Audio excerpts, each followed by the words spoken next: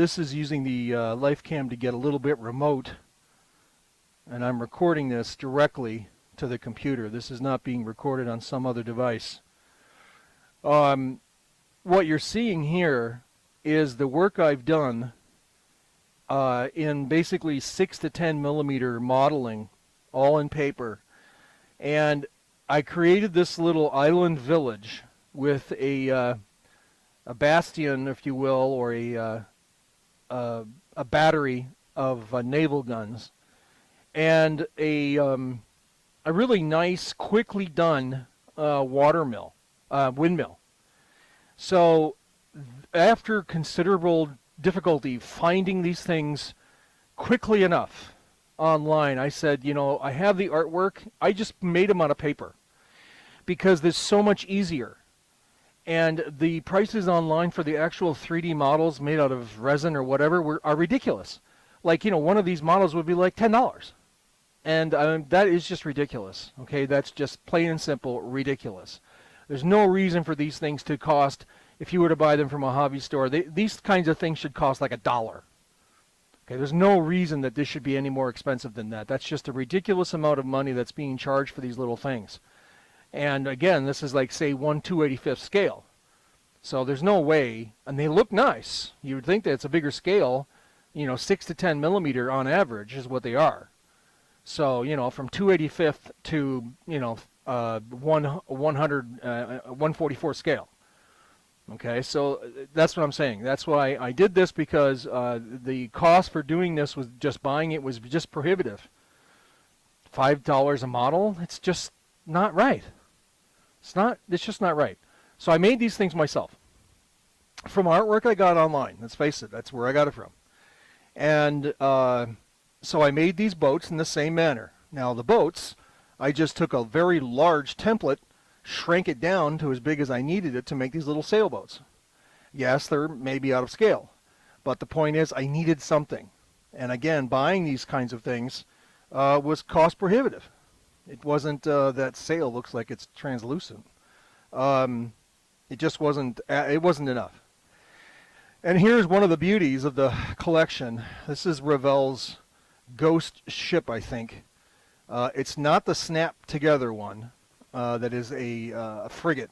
This is more like a galleon, and this is a beautiful model. Even though we call it 172, it is definitely not 172. This is more of a close to 15 millimeter. Well, I'm going to call it 10 millimeter, because when you put the crew on here, it looks like a 10 millimeter model. This is a very nice model. If I say so myself, it's nicely put together. So it works really well. And especially, now you might say, but whoa, look at the size of that model compared to the city or the town. Look at the size of the dock. You know, well, you know, it's got to be big enough to see and big enough to play with, right? So you could say, sure, that model is way out of scale, but when you look back, when you pull back like this, it's actually not so bad.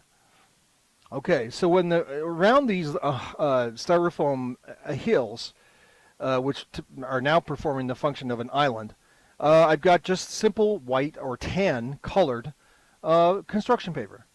That's the beach, okay, or the shallow areas around the island. Okay, and then I tried to experiment with my own pine trees. That was a fail. They don't look good enough, and they were too difficult to make. But for now, I let them out there because I wanted to have some kind of comparison. And this is one of those, I think it was the free download Normandy destroyed building, and I just shrank it all the way down. The roof is just on the side there. So anyway, that's the situation with this. And I'm doing some testing right now with the rules Hex Command Oceans. Here's an example of a ship that is the marker of a ship that's around the perimeter. It's off the table and it may be coming in. That shows the direction of the ship. Very simply, this is the Lindbergh brig of war, and it may or may not be out of scale. I'm not entirely sure right now if it is or isn't. But this is the ship that I've got quite a few copies of. And again, 6 to 10 millimeter in scale. So over here on the far left, we've got the artwork that I created with some buildings inside it. This was just simply called the Fort Board, or the Fort Dune, I should say, not Fort Board. This is Fort Dune that I created, and I just shrank it down again to be in scale, and I put it out here because I just wanted to see it. I wanted to have a little fort. Now, I used to have some cannons up in the towers, but I took them down to make sure I watched the inventory carefully. I didn't want to lose them. So anyway, that's the little Fort Dune, as it is called, and it's in the Imagine Image website. So it's just a basic fort, because we need something, and anything else would kind of cost prohibitive, and this was essentially paper, so it's free. It took about an hour to make.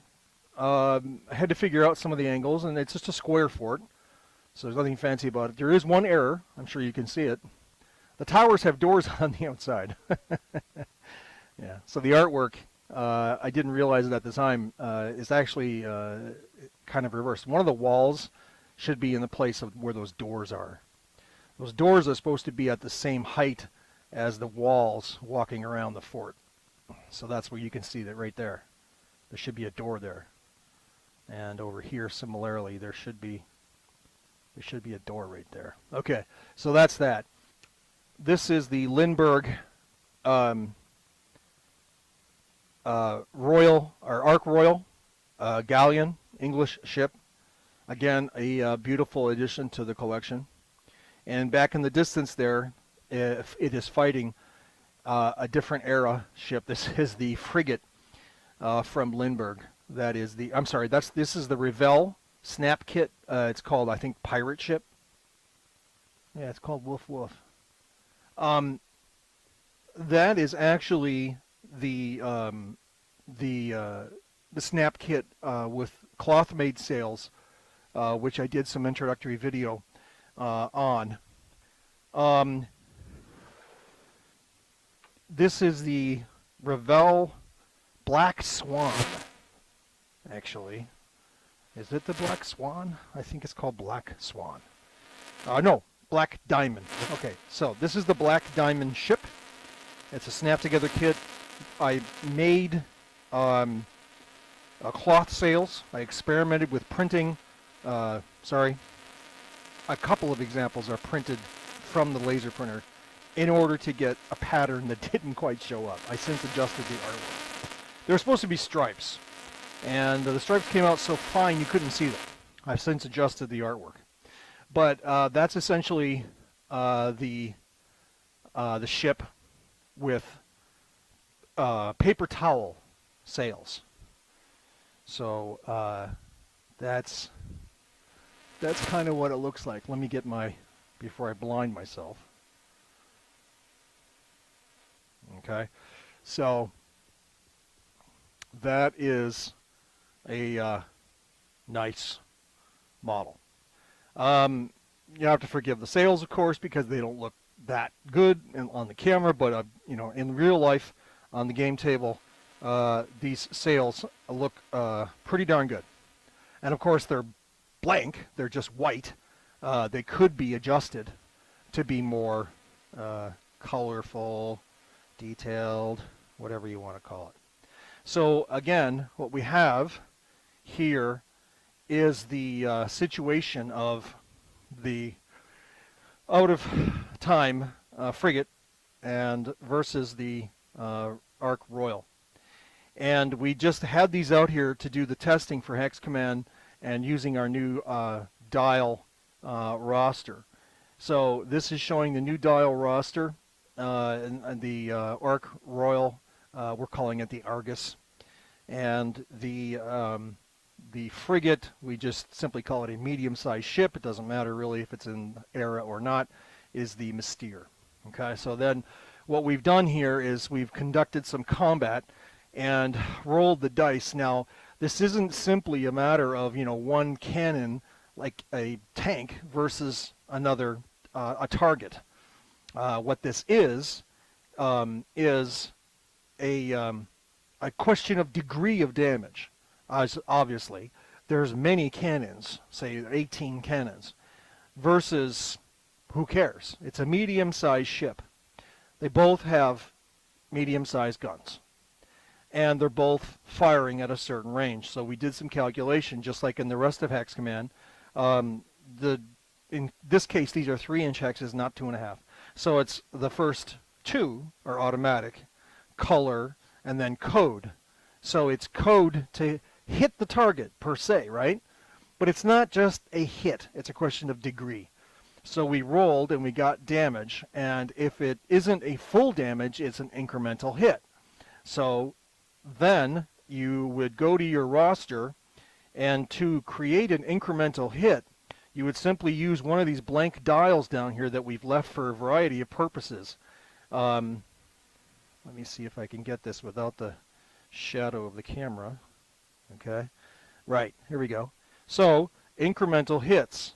Okay, so when you get to your third hit, that would cause you to roll to see what kind of damage is caused.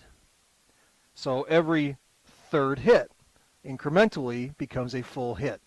So when done, return the dial to 0.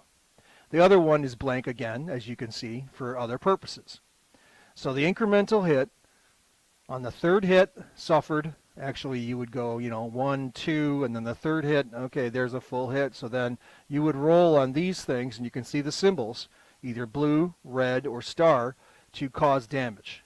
And then you would record the hit, and then return this to 0. That's the way incremental hits work. So that's about it for that segment. And basically, we can talk about other elements of Hex Command Oceans, but boy, is that ever complicated. Anyway, it's very simple, quick. It's one card per ship at first, and then obviously if you have more than one ship, it would be you'd have more cards on the table. So there we go.